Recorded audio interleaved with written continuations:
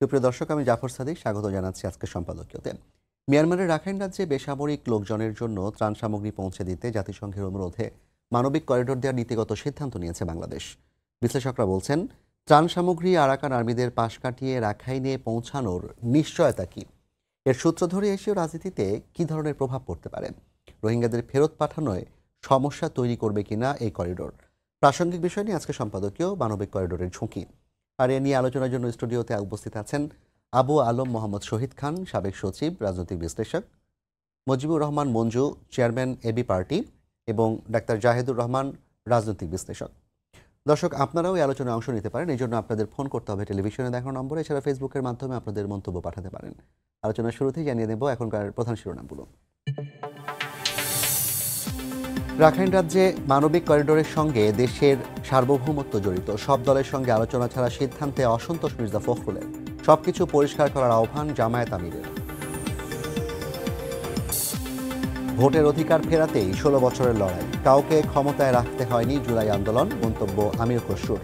ডিসেম্বরের মধ্যে নির্বাচন চায় বিএনপির সঙ্গে থাকা 50 দল।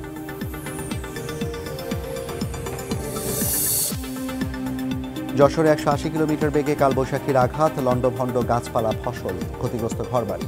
ফরিদপুরে শিলাবৃষ্টি, বজ্রপাতে কুমিল্লায় 5 জন সহ বেশ কয়েকজনের প্রাণহানি। এবং হজযাত্রার উদ্বোধন, প্রথম হাইতে যাচ্ছেন 398 জন। যাত্রা সহজ হওয়ার প্রত্যাশা ধর্ম উপদেষ্টার। অ্যাপ উদ্বোধন প্রধান উপদেষ্টার।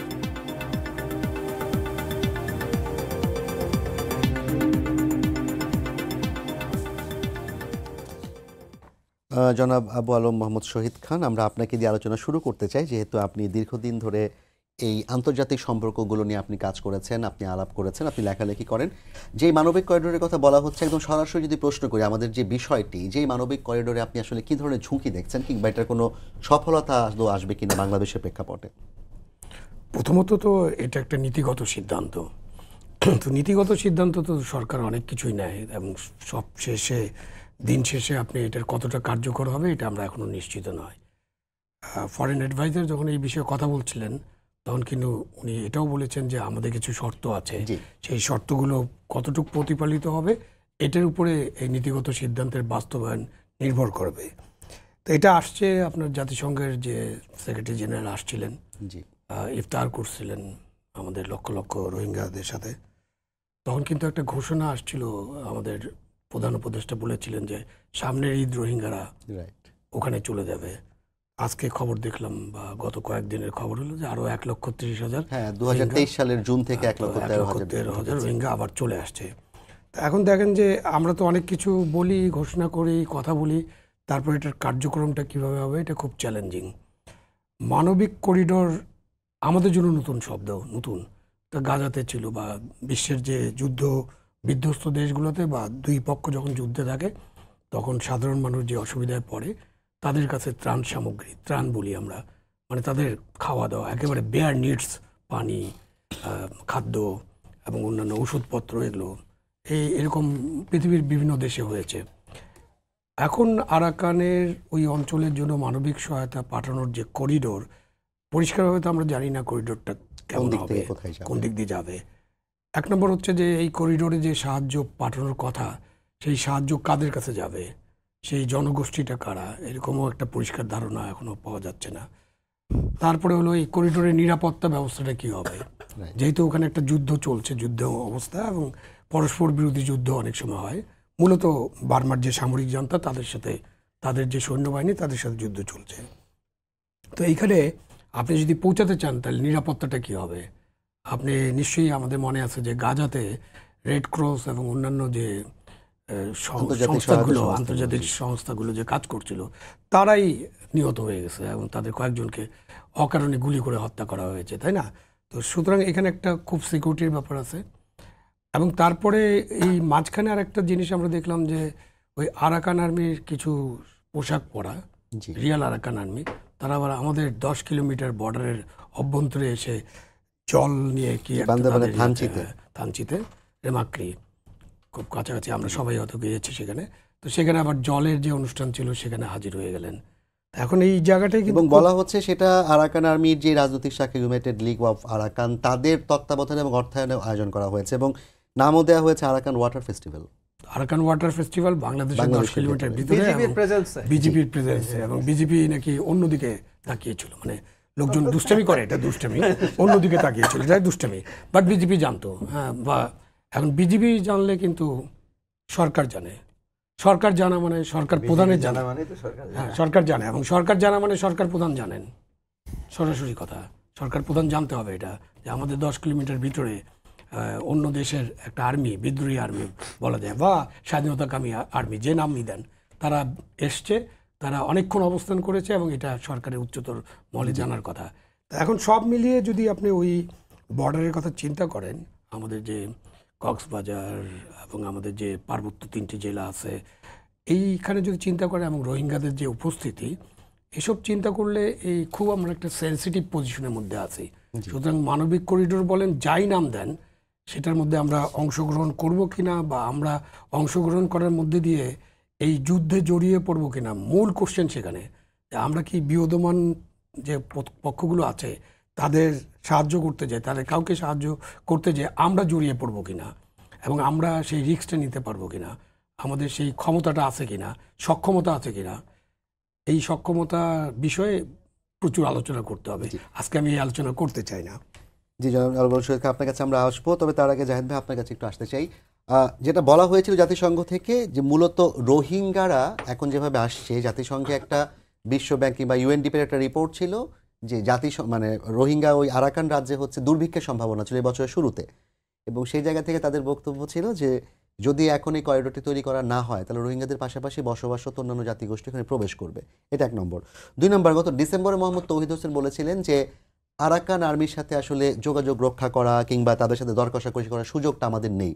বাট গতকালকে তিনি বললেন যে আরাকান আর্মিদের সাথে যোগাযোগ বিচ্ছিন্ন থাকা যাবে না দেশের স্বার্থেই। তাহলে এটা কি কোনো ধরনের যোগাযোগ স্থাপনের প্রক্রিয়ার অংশ হতে যাচ্ছে এই করিডোর? ধন্যবাদ। আমি খুব অবাক হই যে আরাকান আর্মির সাথে আমাদের যোগাযোগ থাকতে হবে, এটা আমরা মনে করি, আমরা যদি বেসিক জিওপলিটিক্স বুঝি, কারণ এখানে এখন অলমোস্ট পুরো কন্ট্রোলে। কিন্তু আপনি অফিসিয়ালি বলছেন যোগাযোগ রাখবেন, এবং তাকে জলকেলি করতে দিচ্ছেন, এবং তারা তাদের বক্তৃতায় বলেছে দীর্ঘদিন আমরা বিচ্ছিন্ন ছিলাম, আবার একত্র হতে পেরেছি। মানে উনি কার সাথে বিচ্ছিন্ন ছিলেন, কার সাথে একত্র হলেন? আরাকান আর্মির ওই অনুষ্ঠানে বক্তব্যে তারা এইসব কথা বলেছেন। এগুলো ওপেনলি বলার ইস্যু না। এখন অনেকগুলো বিষয় আমাদেরকে একটা মূল ঝোলানো হচ্ছে, সেটা হচ্ছে এরকম হয়ে যদি দুর্ভিক্ষ শুরু হয়ে যায়, তাহলে রোহিঙ্গা বা অন্যান্য জাতিগোষ্ঠী চলে আসবে। এই যে নতুন 1,30,000, এটা 23 সালের নভেম্বর থেকে এখন পর্যন্ত, এবং এর মূল এসছে গত বছরের মার্চ এপ্রিল থেকে এখন, তার মানে এই সরকারের আমলেই মূলত। এরা খাদ্যাভাবের জন্য আসে নাই। যে কেউ সার্চ করলে দেখবেন, বিশেষ করে মিয়ানমার সম্পর্কে যদি নিউট্রাল মোটামুটি নিউজ পেতে চান, ইরাবতী একটা পোর্টাল আছেন, যারা মিয়ানমার থেকে পালিয়ে যাওয়া লোকজন থাইল্যান্ডে বসে কাজ করেন। ঘটনা হয়েছে, আরাকান আর্মি রাখাইন প্রভিন্সের কন্ট্রোল নেওয়ার আগে রোহিঙ্গা যারা ওখানে রয়ে গেছেন, সংখ্যাটা 5-6 লাখ, এরা জান্তা সরকারের একটা ট্র্যাপে পড়েছিল। জান্তা সরকার তাদেরকে বৈধতা দেবে, নাগরিকত্ব দেবে বলে তাদের হয়ে যুদ্ধ করিয়েছে আরাকান আর্মির বিরুদ্ধে। আরাকান আর্মি সেইটার রিটালিয়েশন করছে, তারা কিন্তু রোহিঙ্গাদেরকে আক্রমণ করেছে। এমনকি রোহিঙ্গা যারা আছেন তারা এখন আরাকান আর্মির হাতে জেনোসাইডের শিকার হন কিনা এই আলাপ আছে। সো যারা পালিয়ে এসছেন তারা আসলে রসদের সমস্যার জন্য আসেননি। নাম্বার 2 হচ্ছে রসদের সমস্যা আছে, কারণ যেহেতু যে জায়গাগুলো মিয়ানমারে বিদ্রোহীদের দখলে আছে, সেখানে স্বাভাবিকভাবে সে যেহেতু এখন যথেষ্ট শক্তি নিয়ে অ্যাটাক করতে পারছে না, জান্তা সাপ্লাই বন্ধ করে দিতে চাইছে। কিন্তু আমি যদি পাল্টা প্রশ্ন করি, মিয়ানমারের এই মুহূর্তে 21 বা 22% আছে জান্তার দখলে, এবং বর্ডার এলাকার প্রচুর ভূমি বিদ্রোহীদের দখলে।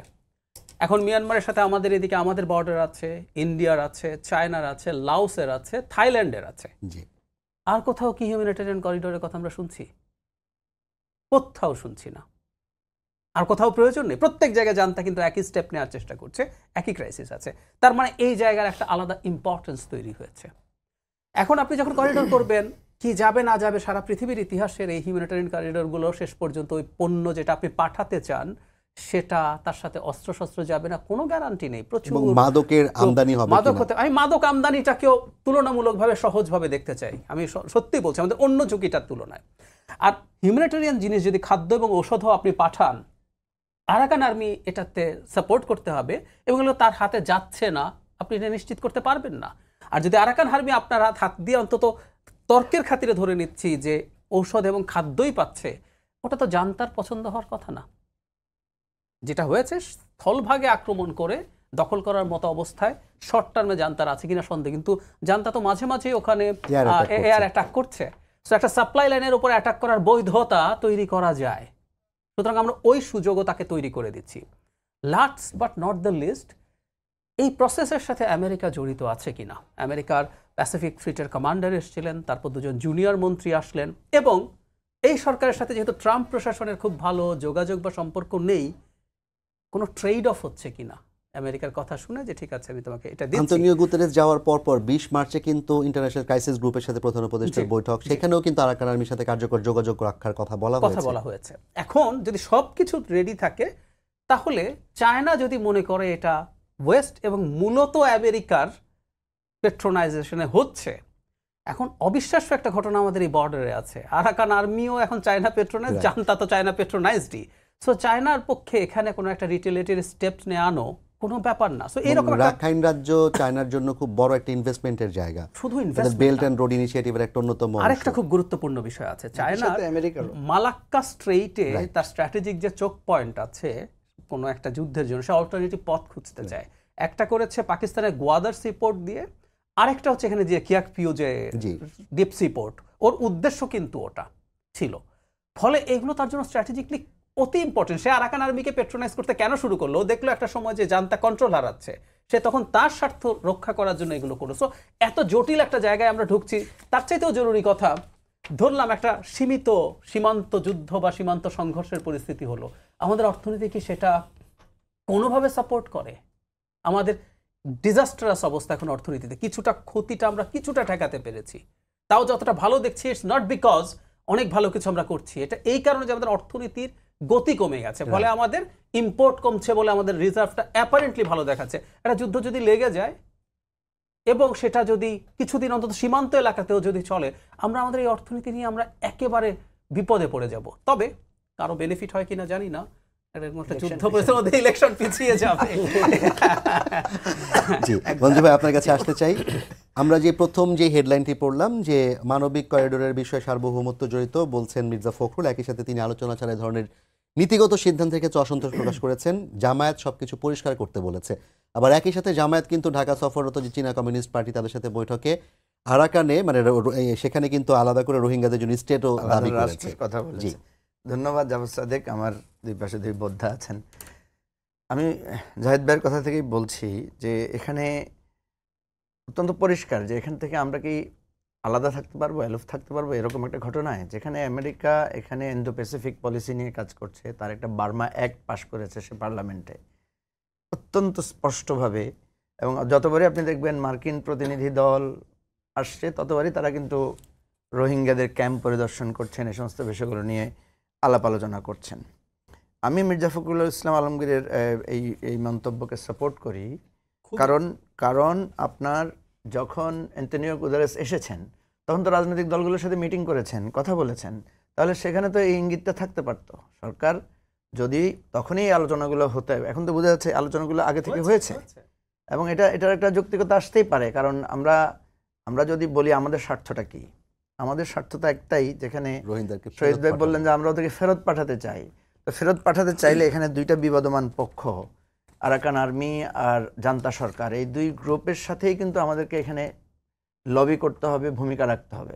আপনি দেখেছেন যখন সীমান্তে একটা আনরেস্ট চলছিল সিরিয়াসলি, আমাদের এখানে সে বোমা পড়ছিল, আমাদের সেন্ট মার্টিনে যাতায়াত বন্ধ হয়ে গেল, তখন কিন্তু অনেক আর্মিরা বর্ডার ক্রস করে আমাদের দেশে এসেছিল, এবং তাদেরকে আবার দেখলাম আমাদের সরকার ফেরত পাঠিয়েছে অত্যন্ত সম্মানের সাথে বিভিন্নভাবে। তখনও কিন্তু একটা নেগোশিয়েট করতে পারতো যে ঠিক আছে আমরা ফেরত দিব, আমাদের থেকে কিছু রোহিঙ্গা তোমরা ওখানে নিয়ে যাও। দেখেন রোহিঙ্গাদেরকে আমরা এখানে আশ্রয় দিয়েছি, এটাকে মানবিক দিক, কিন্তু এটা তো সত্য যে আমাদের মানে সার্বভৌমত্বের জায়গায় এবং আমাদের আঞ্চলিক একটা নিরাপত্তার জায়গায় আমরা একটা বিরাট ঝুঁকির মধ্যে পড়েছি, এবং এটা একটা লং টার্ম ইফেক্ট। এবং যতই বলেন যে প্রফেসর ইউনূস বলেছেন খুব ইমোশনাল কথা যে আগামী বছর ঈদ আপনারা সেখানে করবেন, কিন্তু আমরা তো এই জায়গাটা, এটা জাহিদ ভাই একটা কথা বলে অলরেডি উনি খুব শিকার হয়েছেন পাবলিকলি, আমি দেখেছি।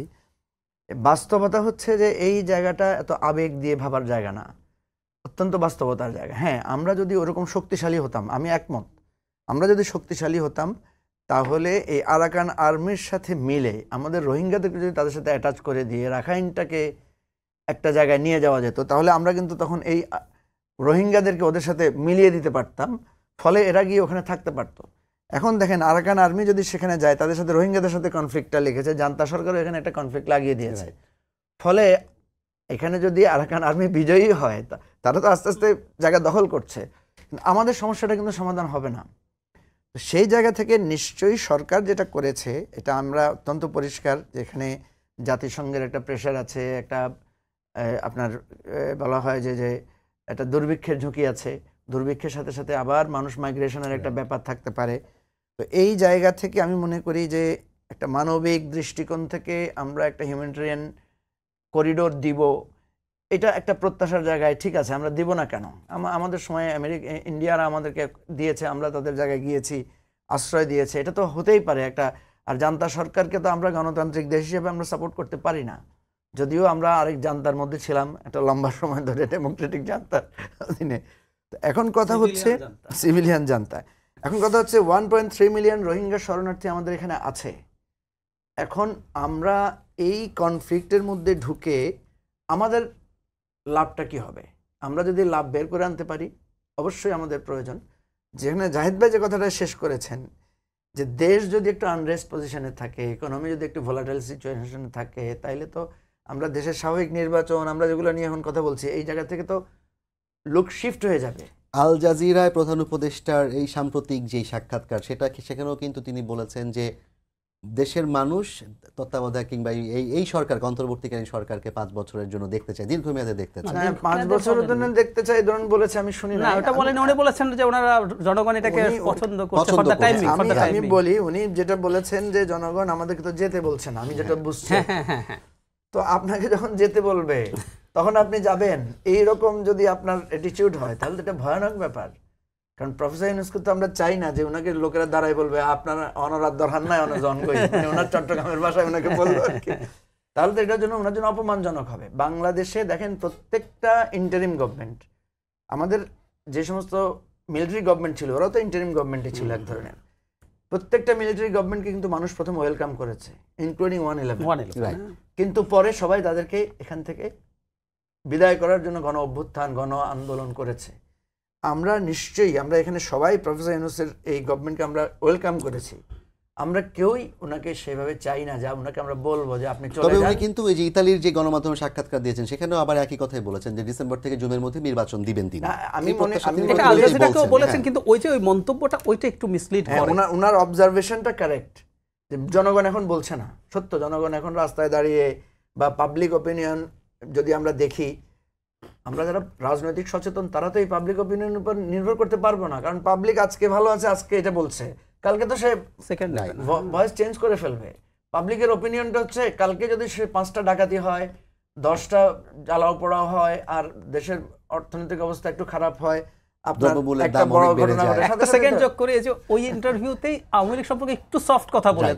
ফেসবুকে তার কট্টর সমর্থকরা লিখেছে আপনি কিন্তু হলুদ কার্ড খেলেন, লাল কার্ড খেয়ে যাবেন, এটা নিয়ে কথা। আপনার আজকে যে বলছে, আপনি দেখেন রমজানের আগ পর্যন্ত মানুষ কি বলেছে, রমজানের পরে এখন বলছে। সুতরাং মানুষের এই ফ্লোটিং কমেন্টের উপর নির্ভর করে গভর্নমেন্ট যদি পলিসি ডিসিশন নেয়, তাহলে সেটা ভুল হবে। আমরা মনে করি যে জুন না জানুয়ারি না ফেব্রুয়ারি, এটা একটা আপেক্ষিক ব্যাপার, কিন্তু ঘটনা হচ্ছে যে এই সরকারকে থেকে যেতে যারা বলছে, এরাই কিন্তু আবার কালকে বলবে যে আপনি থাকেন না, চলে যান, এবং যখন বলবে চলে যান, তখন যদি আপনি যাওয়ার প্রস্তুতি নেন, সেটা হবে খুবই অপমানজনক।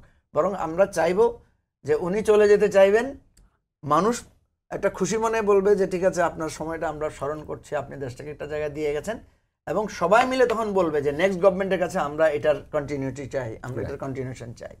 এই জায়গাটা হলে আমাদের জন্য ভালো। অনেক ধন্যবাদ আপনাকে মঞ্জু ভাই। জনাব শহীদ খান, আপনার কাছে একটু জানতে চাই, যেই করিডোরের কথা বলা হচ্ছে, এটা কি আসলে গুডউইল থেকেই বলা হচ্ছে, নাকি মঞ্জু ভাই কিংবা জাহেদ ভাই যেরকম একটা সন্দেহ প্রকাশ করলেন যে নির্বাচন বিলম্বিত হওয়ার একটা সম্ভাবনা তৈরি হবে, এরকম কোনো কিছু আপনি মনে করেন কিনা? না, করিডোর দেওয়ার পরে যদি কোনো চ্যালেঞ্জ আসে এবং সীমান্ত যুদ্ধ যদি শুরু হয় বা কোনো একটা অসুবিধা হয়, তখন তো কেউ চাইলেও নির্বাচনটা করা যাবে না, কারণ তখন তো একটা ন্যাশনাল ক্রাইসিস। বাট এই করিডোর নিয়ে যে আলাপ আলোচনা এবং সেই আলাপ আলোচনার গতি প্রকৃতি সেটা নিয়ে কিন্তু সন্দেহের অবকাশ থেকেই যায়।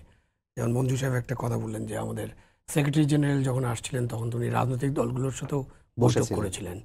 তো তখন সেক্রেটারি জেনারেলের ওই বৈঠকে অথবা সরকারের পক্ষ থেকে এই জিনিসটা বলা উচিত ছিল যাতে রাজনৈতিক দলগুলো তাদের মতামত দিতে পারে।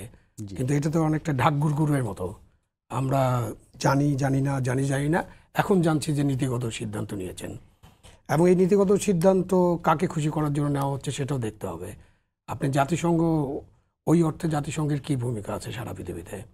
জাতিসংঘের তো অনেক সমালোচনা আছে। জাতিসংঘ গাজায় কি করতে পারছে? জি। কিছুই করতে পারে না। তার অর্থ এটাই আমি বলতে চাচ্ছি যে জাতিসংঘ যা করতে চায় সেটা তাকে করানো হয় অনেক সময়, এবং সেটার মানে মূল প্লেয়ার কিন্তু আমেরিকা। তো এখানে করিডোর বলেন, যাই বলেন, যা আলোচনা, এবং ওই যে আমেরিকান যারা আসছেন ঘুরে গেলেন, তাদের সামরিক বাহিনীর লোকজনও আসছিল, তাদের পলিটিক্যাল লোকজনও আসছিল, তো ঘুরে গেছেন। তো সুতরাং আমেরিকা এটা চায় কিনা এবং আমেরিকা কি চায় সেটা পরিষ্কার হতে হবে। মাঝখানে আবার সোভিয়েত থেকেও তো দুটো তিনটা যুদ্ধ জাহাজ এসে ঘুরে গেছে। তো এখানে কিন্তু একটা টেনশন ক্রিয়েট হচ্ছে এবং এখানে কিন্তু ভারতের একটা বিশাল ভূমিকা থাকবে। কেন ভারতের যে একটা চায়না বন্দরের কথা আমরা শুনলাম যেমন রাখাইন রাজ্যে, তো ওইটা করার পরেই যদিও ভারত বলে যে তারা চিকেন নেকের যে যাতায়াতের অসুবিধা এটা দূর করার জন্য তারা সেউটি ওদিক দিয়ে একটা লিঙ্ক করতেছে, ওটা হলো তাদের সিভিল বক্তব্য। বাট ওই বন্দর তারা কিন্তু তাদের সামরিক কাজের জন্য চায়নাকে সাথে ডিল করার জন্য ব্যবহার করবে। চায়না যেমন করে তার বন্দরটা এই পুরা এই অঞ্চলে ভারত মহাসাগরে বা বঙ্গোপসাগরে তাদের আধিপত্য বা তাদের যে রোল ভূমিকা রাখার জন্য ব্যবহার করবে, ভারতও কিন্তু ব্যবহার করবে, এভাবে আমেরিকাও ব্যবহার করবে। আমেরিকা অলরেডি তো ভারতের 3টা বন্দরের সাথে তার চুক্তি আছে। কি চুক্তি?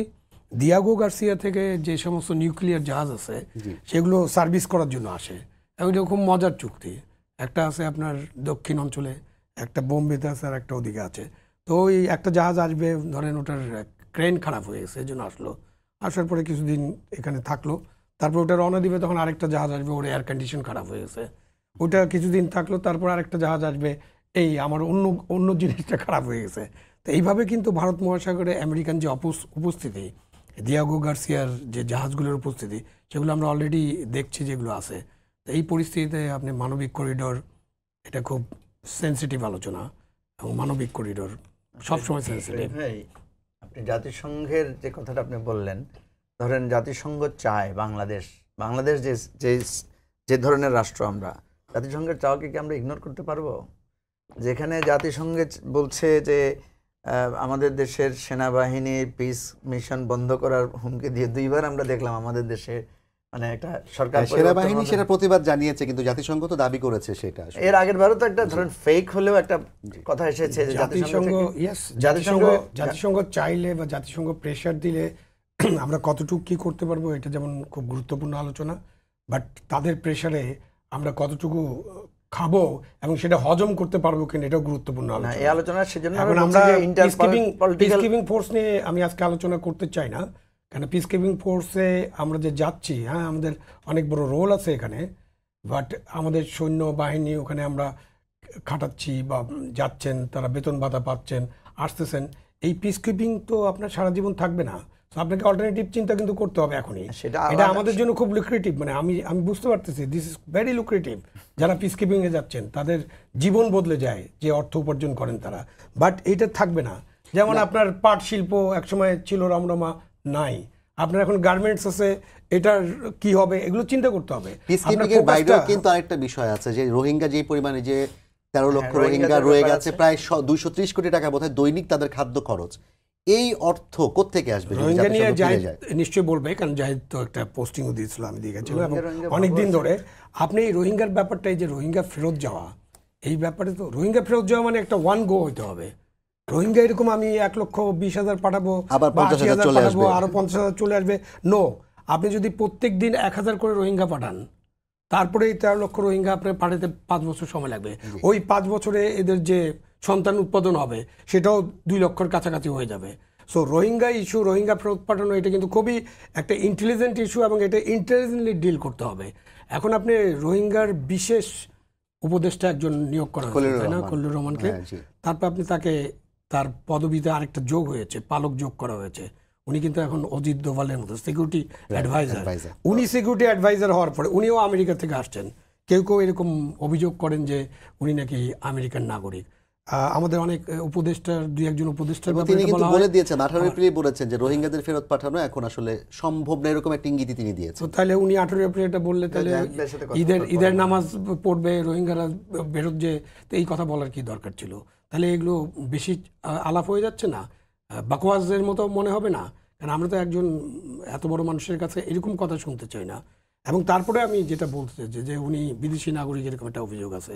তা আমাদের সংবিধান যিনি আলোচনা করছেন, যিনি আমাদের কমিশনের ভাইস আলী রিয়াজ সাহেব, উনি আমেরিকান নাগরিক, এরকম মানুষ অভিযোগ করে। তো আমাদের দেশটা কি এখন আমাদের এই আমেরিকান কনসালটেন্ট দিয়ে আমরা চালাচ্ছি কিনা? তো এরকম ইস্যুতে আপনি সেন্সিটিভ অনেক বিষয় করে ফেলবেন, তারপরে যদি কোনোদিন একটা হয়, নির্বাচন হয়, কোনোদিন বলছি ইচ্ছে করে, কারণ আপনারা মানে কে কি বলে, কীরকম চায়, কতদিন থাকতে চায়, কতদিন থাকলে তাদের সুবিধা হবে। তো এরকম একটা নির্বাচন হওয়ার পরে সেই নির্বাচিত সরকারের উপর একটা বিশাল চাপ হবে না? আমাদের এই রাজনৈতিক নেতৃবৃন্দের উপর বিশাল চাপ হয়ে যাবে না? আপনি যদি কিছু জিনিস ঘটিয়ে ফেলেন, তারপরে এই চাপটা সামলাবে কিভাবে তারা? জি জাহিদ ভাই, আপনার কাছে একটু আসতে চাই, যেটা তিনি বলছিলেন আমেরিকার কনসালটেন্সি দিয়ে দেশের এখন কিছু অংশ নির্ধারিত হচ্ছে কিনা কিছু সিদ্ধান্ত। সরকারের বিরোধীদের কিন্তু অনেক দিন ধরেই 5ই আগস্টের পর থেকে একটা অভিযোগ, এই যে এত দুঃশাসন ছিল, অপশাসন ছিল, সেটা ইঙ্গিত না করে তারা বলতে চায় যে আমেরিকার মাধ্যমে কিংবা মার্কিন যুক্তরাষ্ট্রের মাধ্যমে বিগত সরকার কুৎখাত করা হয়েছে। এই ধরনের কার্যক্রমগুলো কি তাদের সেই দাবিকে কোনোভাবে জাস্টিফাই করছে কিনা, কিংবা গণ অভ্যুত্থানের যে স্পিরিট সেটাকে ক্ষতিগ্রস্ত করার কোনো সুযোগ আছে কিনা? ধন্যবাদ। আমি আমেরিকার সাহায্যে সরকারকে উৎখাত করা হয়েছে আমি মনে করি না। আমেরিকা চেষ্টা করেছিল এই সরকারকে চাপ তৈরি করার জন্য, কিন্তু 28 অক্টোবর 2023-এর পর থেকে আমেরিকা আসলে আর খুব বেশি ইনভলভ ছিল না। এবং স্পেশালি আমরা যদি বলি, ভারতের সাথে 2+2 একটা মিটিং হয়েছিল দুই দেশের প্রতিরক্ষা মন্ত্রী এবং পররাষ্ট্রমন্ত্রীদের ভারতে, এবং ভারতের পররাষ্ট্র সচিব পরে ব্রিফিংয়ে অফিসিয়ালি জানিয়েছেন যে বাংলাদেশের এজেন্ডা ছিল এবং তারা বাংলাদেশের এই অভ্যন্তরীণ ব্যাপারে যে স্টেবিলাইজড অবস্থা ছিল সেটাই তারা রক্ষা করার কথা বলেছেন। এটা ওদের পররাষ্ট্র সচিব অফিসিয়ালি বলেছেন। মুভমেন্টটা আসলে হয়েছে একটা পর্যায়ে, অন্তত জাতিসংঘের একটা ইনভলভমেন্টের কথা আমরা জানি, তাও সেটা আমাদের মুভমেন্টের কোনো একটা জায়গায় তারা এভাবে সাহায্য নিয়ে হয়তো এসেছেন। এবং যেহেতু হাই কমিশনার নিজে বলেছেন, এই কথাটাকে আমি ফেলে দিতে চাই না। আগের বার তো একটা চিঠির কথা আমরা একরকম লোকমুখে শুনি, কিন্তু এটা হাই কমিশনার ফলকার তুর্ক নিজে বলেছেন। এখন পরবর্তীতে যেটা হয়েছে, এটাতেও সমস্যার কিছু নাই। একটা কথা মনে রাখতে হবে, আমেরিকা আগেও যে শেখ হাসিনা সরকারকে চাপ দিয়েছিল, ও চ্যারিটি করতে আসে নাই। আমরা কেউ যদি কোনো দেশের কাছ থেকে চ্যারিটি এক্সপেক্ট করি, দ্যাটস শিয়ার স্টুপিডিটি। ইন্টারন্যাশনাল রিলেশনসে কোনো চ্যারিটি নেই। ভারত আমাদেরকে 71-এ সাহায্য করেছিল কারণ পাকিস্তান ভেঙে দিলে তার লাভ হবে, আবার আমি ভারতের সাহায্যে স্বাধীন হয়ে আমার লাভ হয়েছে। It's give and take.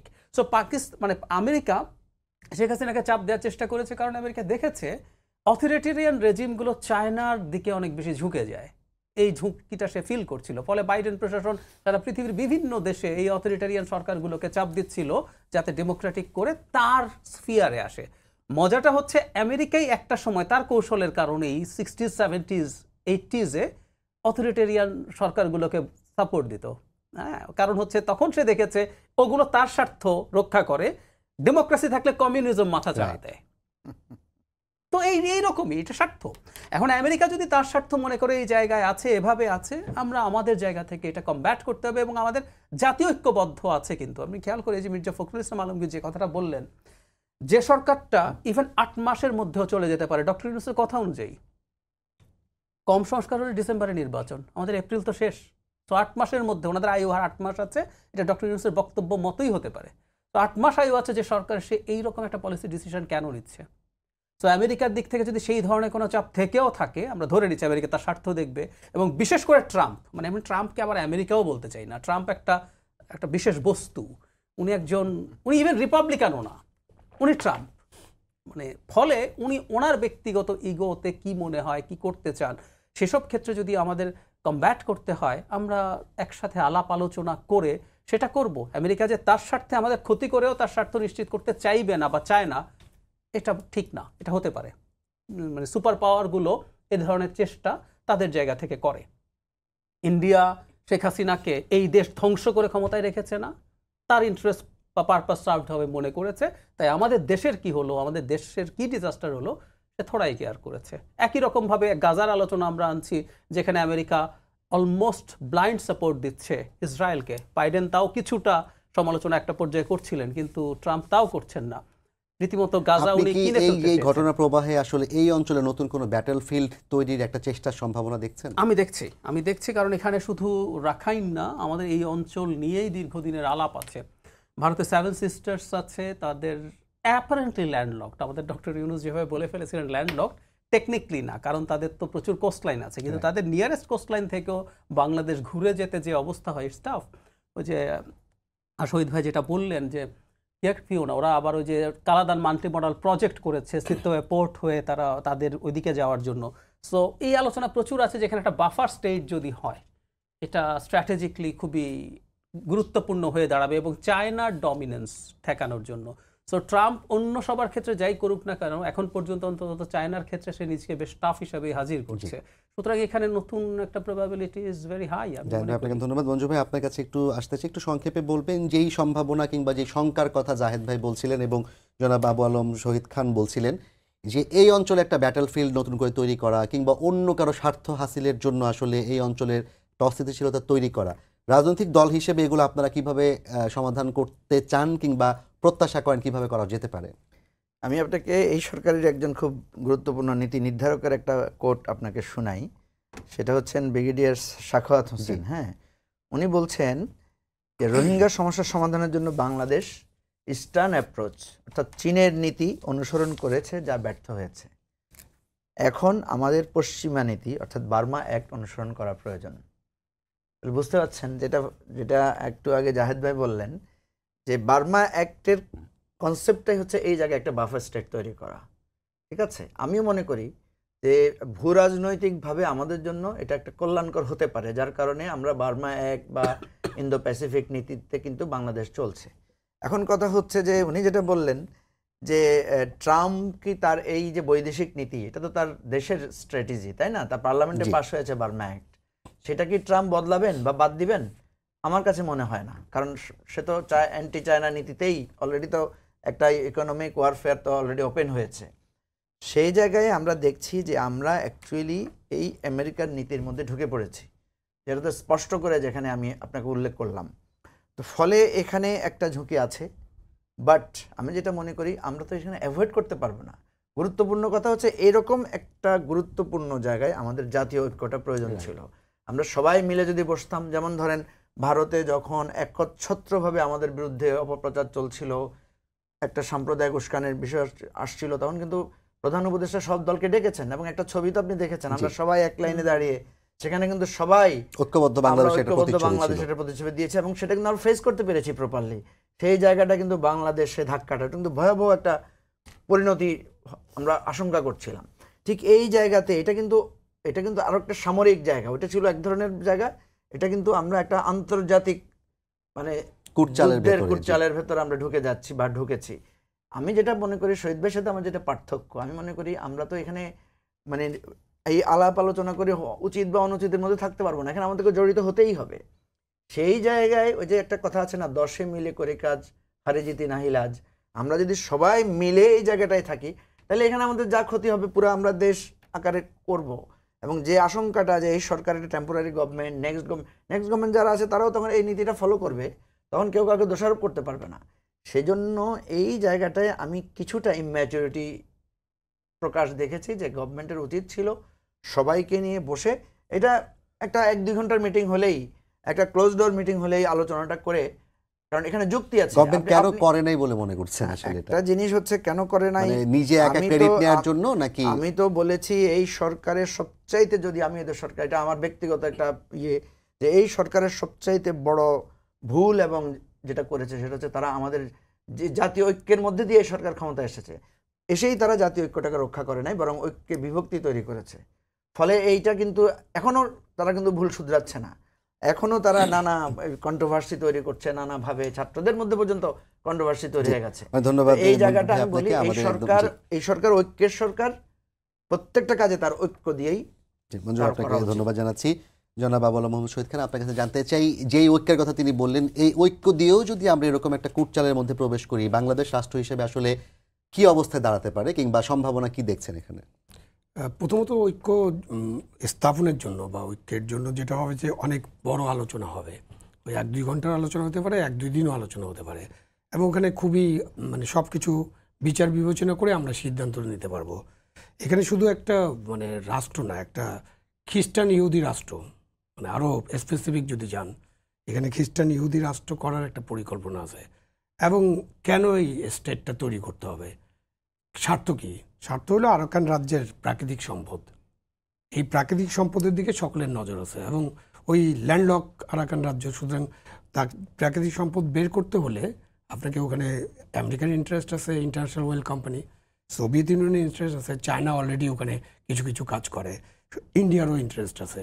এখন ইন্ডিয়ার ওয়েল ইন্টারেস্ট না থাকলেও আপনি এই যে এখানে যদি তেল পাওয়া যায়, গ্যাস পাওয়া যাবেই, এটা কনফার্ম। তো এই গ্যাস আপনি বিক্রি করবেন কোথায়? সেই জন্য কিন্তু অনেক আগে এসব রাষ্ট্র হওয়ার আগে চিন্তা হয়েছিল একটা পাইপলাইন তৈরি হবে। এবং বাংলাদেশের আমাদের এমনই অসুবিধা এবং আমরা এত সেনসিটিভ যে আমাদের দেশের উপর দিয়ে একটা পাইপলাইন যাবে, এটা চিন্তা করতে আমরা খুব ভয় পাই। এবং আপনি এখনও যদি ওই রাষ্ট্র হয়, এখনও যদি তেল সম্পদ আহরিত হয়, যদি হয়, তখনই কিন্তু এই যে আবার ওই পাইপলাইনের বিষয়টা আসবে। আপনি করিডোর টরিডোর দেওয়ার ফলে এগুলো সুবিধা হবে আর কি। তো ভবিষ্যতে এটা আমাদের জন্য ভালো মঙ্গলজনক হতে পারে যে আপনি আপনার যে গ্যাসের জন্য যে ইয়ে আছে এখন এলএনজি আমদানির যে অসুবিধা, অনেক ধন্যবাদ জনাব আবু মোহাম্মদ শহীদ খান, জনাব মুজিবুর রহমান মঞ্জু, ডক্টর জাহিদুর রহমান। আপনাদের কাছ থেকে আমরা যে বিষয়গুলো বুঝলাম তাতে সবচেয়ে বড় কথা হচ্ছে বাংলাদেশের জাতীয় স্বার্থ রক্ষা করে আমাদেরকে যে কোনো কাজের দিকে এগোতে হবে, এবং সেই প্রত্যাশা রেখেই সবাইকে ধন্যবাদ জানিয়ে শেষ করছি আজকের সম্পাদককে। আগামীকাল আবারও দেখা হবে একই সময়ে, দেখার আমন্ত্রণ রইল। শুভরাত্রি।